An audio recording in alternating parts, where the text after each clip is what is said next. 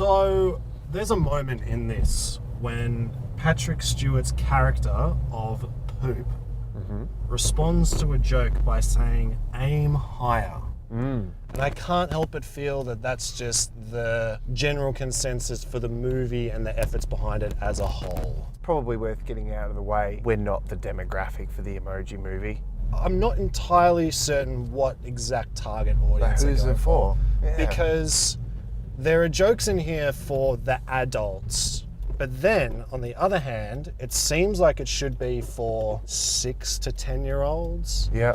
But do they have phones so much that they communicate with emojis? I know people with kids between 6 to 10, and phones are used as like a distraction device. And I use this word very loosely. The subtleties of the Emoji Movie, I feel, are lost on children. The amount of product placement that's in it that isn't just strictly product placement either. It actually drives the story forward, or is a central key element for the story. Part of the movie is they have to get to Dropbox. Yeah. Dropbox is gonna drive them forward where they need to go. Yeah. Would kids even really know what Dropbox is? I don't know. Or get any of the associated jokes that come along with it? I don't know.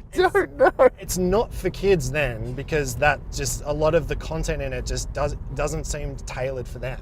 No. But then a 13 to 17 gonna enjoy this movie, they'll get most of the references and be like, oh, I know that because it's in my phone. I feel like I'm a young person and I try and stay up with the trends, the emojis and hashtags and like cool slang. Yep. Already sounding 600 years older than I should right now.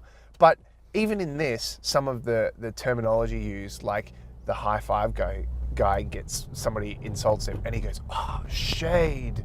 Even that felt dated and like horribly out of touch. Yeah. That if you are talking to that teen audience, already this is going to come with this heaping of just big, lame stuff. Ultimately, the movie, if you can barely call it a movie, because I'm pretty sure it's not even maybe 75 minutes long, roughly. Yeah. It's so short that they have to have a short film at the beginning to pad out the runtime. Yeah. It is a movie that reeks of desperation. It's a desperate attempt by Sony Pictures, who in general are just gagging for a hit. They're just throwing shit at the wall to try and see something that'll land, as we've seen with things like Ghostbusters, and that's just horribly handled. And then they think, what's our next surefire hit? I know, the Emoji Movie. How long have we got to write this movie? Oh, we've got 3 months. Nah, we'll knock it over in an afternoon. We'll do it. See you later. We're going to write the script via emojis and then just interpret it in the sound recording booth. Everything about the Emoji Movie is so lazy. From the plot, which, you know, to be honest, the fact that they actually strung even a minor semblance of a plot out of emojis, I guess is a pretty decent feat in itself. However, the jokes, the characters, the apps that they interact with, and the jokes that come out of that, it's just all so one note and the easiest jokes you could make, which, if it was for 8 and under, would probably hit, but it seems like it isn't for that bracket either. Full disclosure, we were in a cinema full of children, weird in its and by itself, but it was for children, and none of them laughed. I heard more comments from the girl sitting with her dad behind me saying, I love you, Dad, lots. And he was like, shush, trying to watch the Emoji Movie, than I heard genuine chuckles from children. Is it just simply recognition alone of the name emoji that parents think, this will be a good distraction, this will mean I don't have to parent for 70 minutes of the night? Yeah. I guess the premise of the film, for those that have no interest in this whatsoever, is that the meh emoji, played by TJ Miller, is the main character, and he's in a world where you have to absolutely do your one thing and that's it. If you dare step out of line, you're a malfunction and you are to be deleted. Don't do that. He lives in a world that discriminates against people wanting to be themselves or wanting to be different. My name is Gene, and I'm supposed to be a meh You know, like, meh, who cares? But my problem is, I have more than one emotion. Check this out. Son, please tell me you weren't laughing just now. Met Emoji has to go on a journey to get hacked so that he can become just meh and live out his purpose, which is a horrible message. When I was doing a little bit of research before we started this review, Fucking hell. because I thought, well, we're going to go see Emoji Movie, I better be informed. Yeah, there's nothing like going into a movie without knowing anything about anything. Oh wait, the writers did that.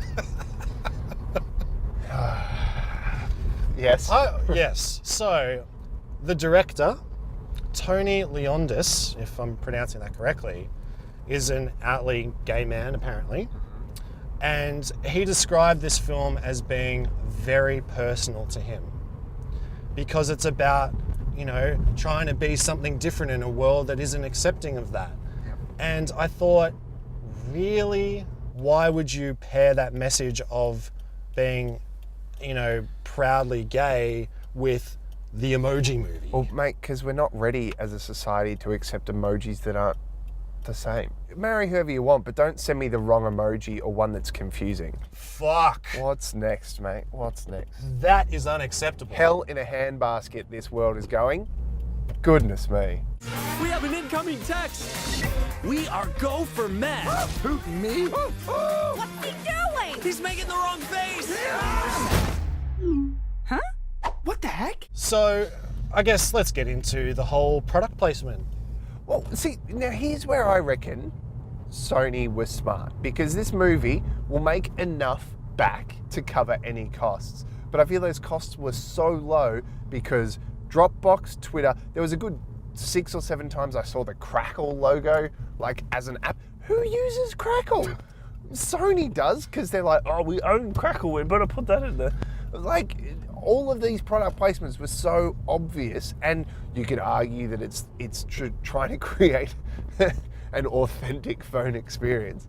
But like, there was so many branded, plot-centric moments. The things that I can remember just off the top of my head, there was Facebook, YouTube, Twitter, Spotify, Crackle, Instagram, Dropbox, Just Dance, Candy Crush. Yes. Oh, that was a major moment. Product placement in general in movies, it's kind of just, it's there. It's not usually integral to the plot. I guess the reason I hate it is because it just creates the movie as being one giant advertisement. Yeah.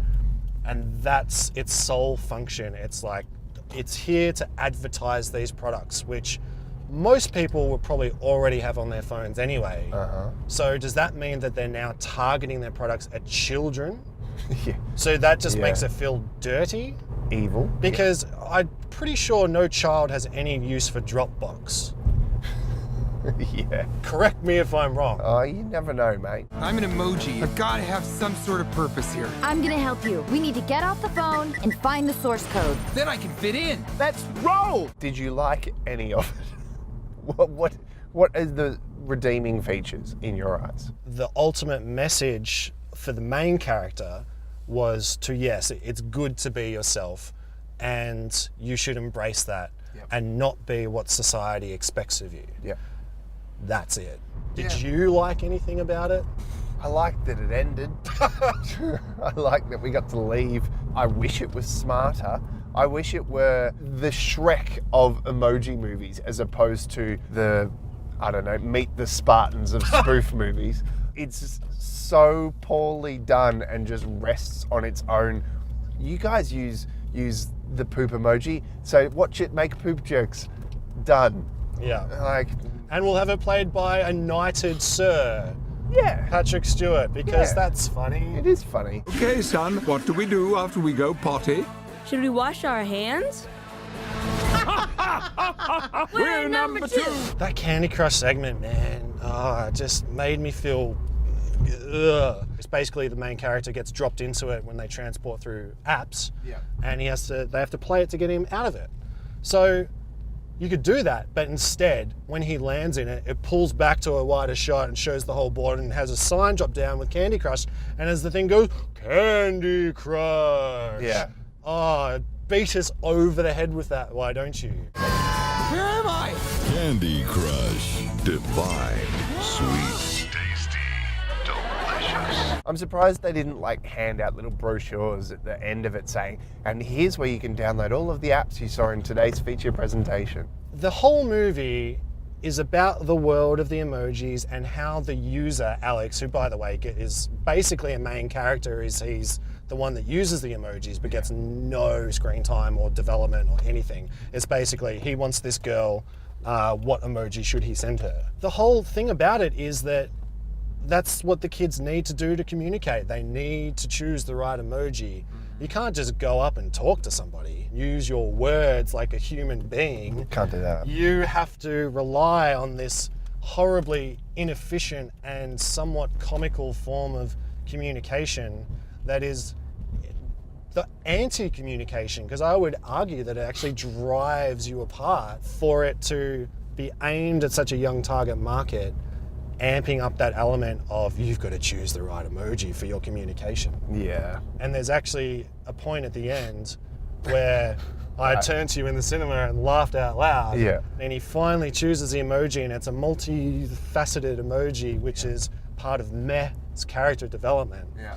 And his girl crush comes up to her and she's like, "Oh, I didn't know that you were so emotionally open and like that you could express your feelings so well."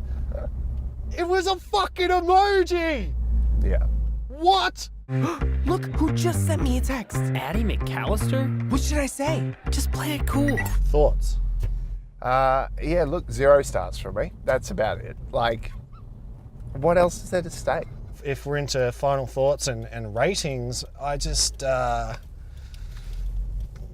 baffled, basically. It's lazy and desperate with no real purpose, no real seemingly target audience, and it's just one big advertisement. So what is it trying to achieve? The only thing that it seems like it's trying to achieve is bank for Sony. Yeah. Just give me that, oh, I want that bank.